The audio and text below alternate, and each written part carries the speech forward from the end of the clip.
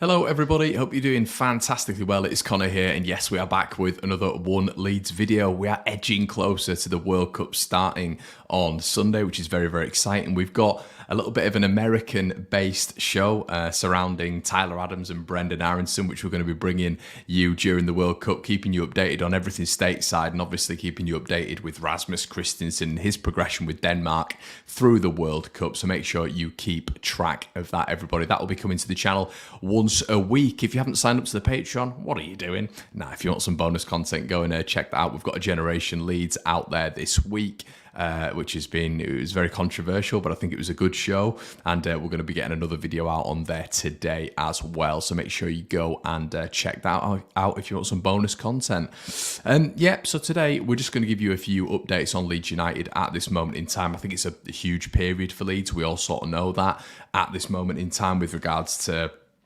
us really just recuperating until the game against Real Sociedad on the 16th of December. The Whites have got the majority of the side available really for training and developing and working on maybe new systems and working on new patterns of play and doing all these sorts of good stuff before we return against Manchester City toward the back end of December. But I think it is prevalent. I think it's something that we need to be discussing when we're looking at the January window, when we're looking at potential signings coming in, when we're looking at, how Leeds can get the very best out of this season and really hit those expectations that the chairman set of 10th to 14th place and not be languishing in another relegation battle. So, guys, the key thing to discuss today is the left back, and we've discussed this on previous videos, but I think the interesting thing is today Leeds have actually been linked with a left back, the Valencia left back Jesus Vasquez, which is very interesting. I can't profess to know that much about him, but he's 19 years of age, and I wanted to just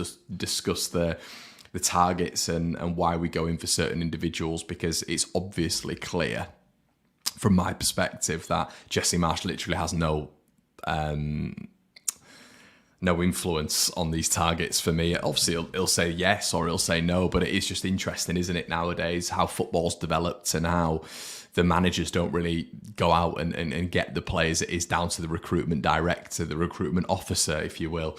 And this is just evidently another Victor Orta signing, isn't it, if we were to get this one done. He plays for Valencia. Apparently Victor Orta has been an admirer for a while. It's Marca as well who are reporting it, who are normally a very, very good source. Apparently Leeds rate the kid very highly, and they are interested in him. And they are with AZ Alkmaar and Inter Milan as the other two clubs who are going to be trying to vie for his signature in January. So according to his contract as well, he will be available for a loan, which I think is a smart option from Leeds, and I think maybe it's an option that we should have exercised with someone like Junior Firpo in hindsight. I think a loan move it works really. There's pros and cons, because I guess the con would be, is the player fully invested in what you're doing?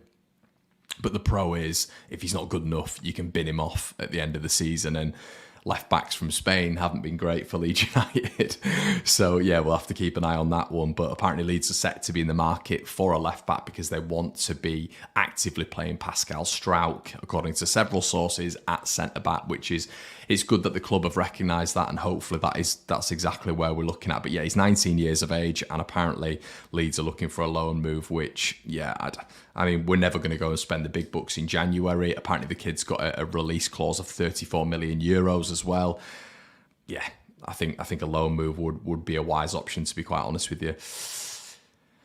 Contracts come in towards the end of their, coming to their expiry date in the next year or so. Luke Ayling, I just, after the last video, I find it absolutely fascinating what Leeds are going to do with the Cody Dramé and Luke Ayling situation.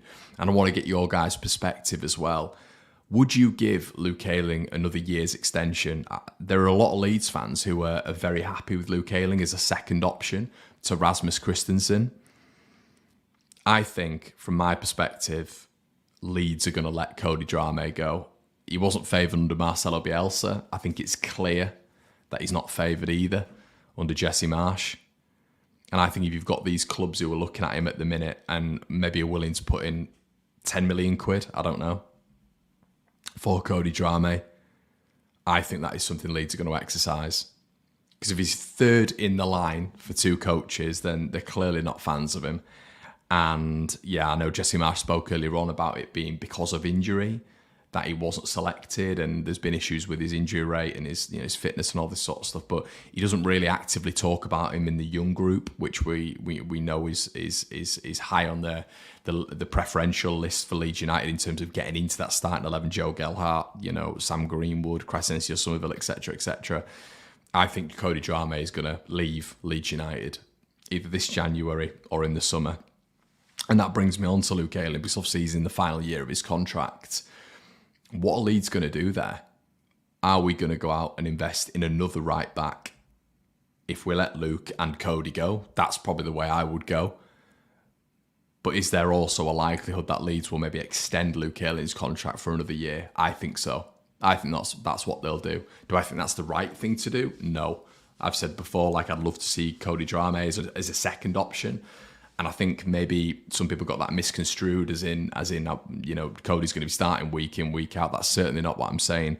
But I think him potentially pushing Rasmus would be the ideal way forward, and it would show a little bit of evolution. So, yeah, that's how I'd go about it. But I think what the club are going to do is, I think Drameh is going to go, and they're going to give Luke Ayling another year's contract. Let me know what you think in the comment section below about that one. Some more news as well, guys, which I kind of like. Kind of a big fan of this. Apparently, Crescencio Summerville is very disappointed and upset that he hasn't been involved in the Dutch World Cup squad. Now, for me, it's too early, but apparently he was hoping that Louis van Gaal was going to give him a call after his hot streak at Leeds United. And I really like that. At the start, I wasn't sure about Crescencio Summerville. You guys know that. I wasn't sure that after seeing him multiple times that he was going to be able to make that step up. He has done so far. Let's hope that continues. But I love his ambition. I love his drive, his determination to already be wanting to be included in the Dutch squad after really 3 or 4 games at Leeds United and being on a hot streak. Maybe slightly naive, I will say, because I think you need a longer period than that to be called up to such a fantastic squad like the Dutch have for this World Cup.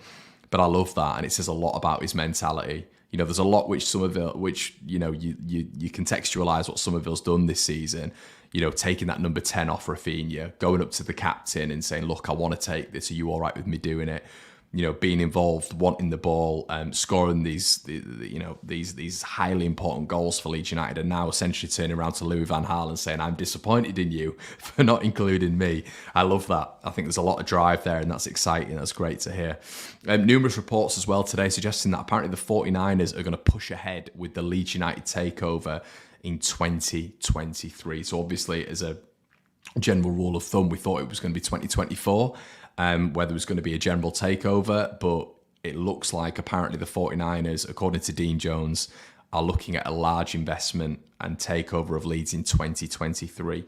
And they want a big investment for next summer, which I think we all know is needed. I think Rads has taken us as far as he can go. I think that's pretty obvious, and that will be indicative of this January transfer window, when the likelihood is Leeds literally just get a loan signing, that someone like Jesus Vasquez, bringing him in on loan and seeing how he does. I don't think it's not a stupid option, but it is pretty obvious that we don't have that cash to really invest. And I think we saw that in the summer as well. A proper overhaul of the squad, which was potentially 9, maybe even 10 players coming in, and a series of players going out as well. I think we can see with Rads that it's at the end of the road now, and it'd be a perfect transition for him to move on and for the 49ers to come in and really put some money into this Leeds United squad and improve the quality and depth.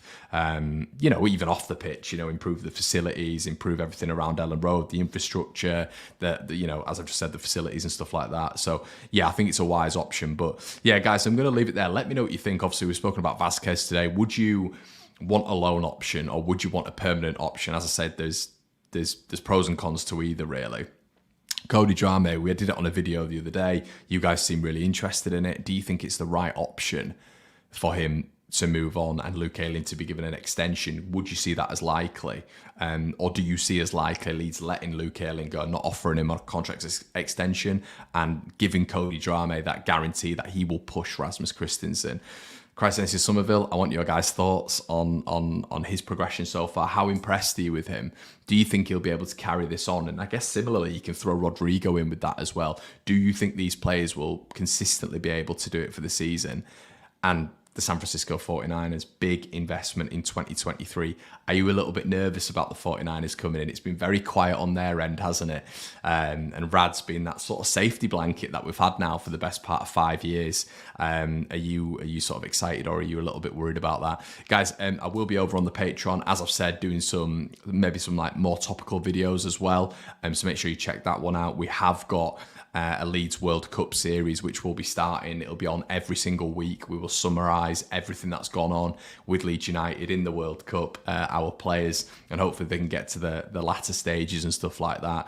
I know, a lot of the American audience will be interested in that, and we might have a particular American on for that one. So yeah, that's going to be recorded today, and that'll be put out over the weekend, guys. Sort of a World Cup preview with Leeds United obviously in mind, so make sure you stay tuned to that. Please make sure you're liking the videos as always. Make sure you comment in. I really want to hear your thoughts on this one. Make sure you subscribe to the channel, everyone.